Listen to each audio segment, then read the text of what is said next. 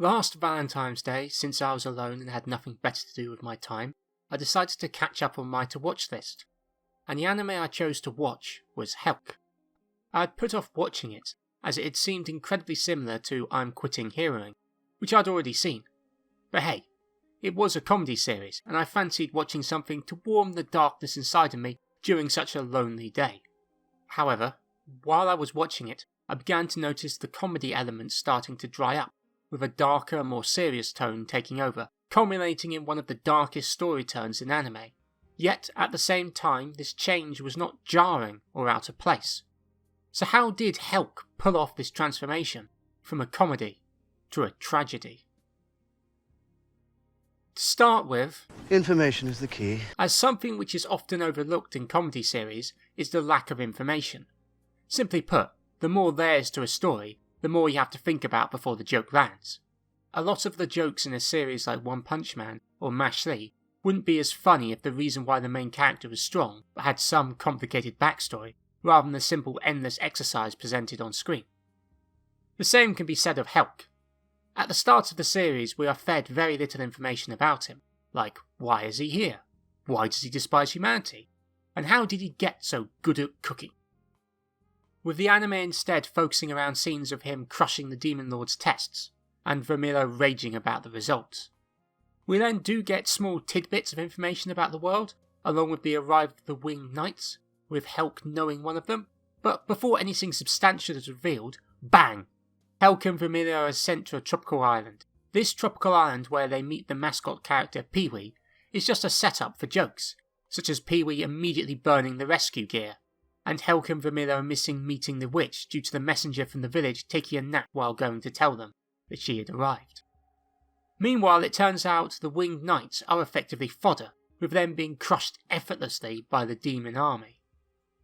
Behind this initial comedic veneer, there is something darker at play, with Asta exploring the human world and finding nothing but the flying knights, with the world left in a state as if the humans had just vanished. Helck and Vermillo's journal also gets increasingly darker, with episodes focused around slavery and a toxic inability to let go of the past. These episodes are also littered with jokes, but are increasingly playing backseat to the dark realities that are ever present in the A story. And then, while sitting around a campfire in episode 13, Helck reveals his backstory. Up to this point of the story, we have learnt a lot about Helck as a person, from his skill at cooking, his lovely smile, and his desire to help people. As we are 13 episodes in, the viewer has already built up a rapport with the character before the flashback begins.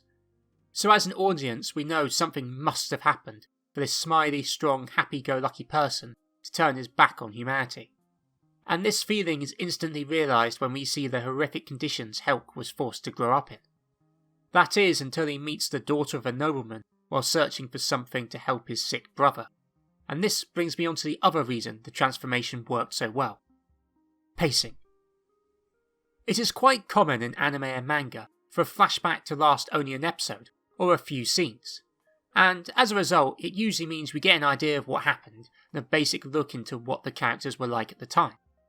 Helck, in comparison, has a flashback 6 episodes long, so we know exactly what happened, and as a result have a strong attachment to the characters that we were introduced to in the flashback, such as Alicia and the young Baron Edel, who we had already seen before as a Winged Knight, creating a feeling of dread in the viewer that a tragedy will unfold and Helck would not succeed in his flashback.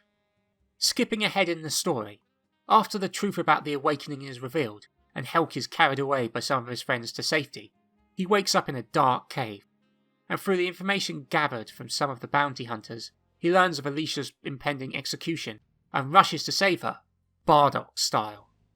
He gets there in time and saves her battered body from the executioner's sword. Helck has won, and Alicia is safe. But then you remember that this is all just a flashback, and the snow slowly begins to fall, and then your heart breaks. This scene, and its follow-up, kills me every time I watch it, and is the apex of the transformation of the anime from a comedy series to a tragedy. Helck did everything he could, and still lost. This one scene completely recontextualizes the entire anime up to this point, as through filling in the missing information and the excellent pacing, Helck has become a dark tragedy of a hero forced to slay his friends and family to prevent their never-ending torment as horrific abominations that are slaves to the king's will. But this is not where the story ends, and I urge you to watch the rest of the series, and read the manga if you can, to find out if this series concludes its transformation to a tragedy, or comes back to life as a comedy.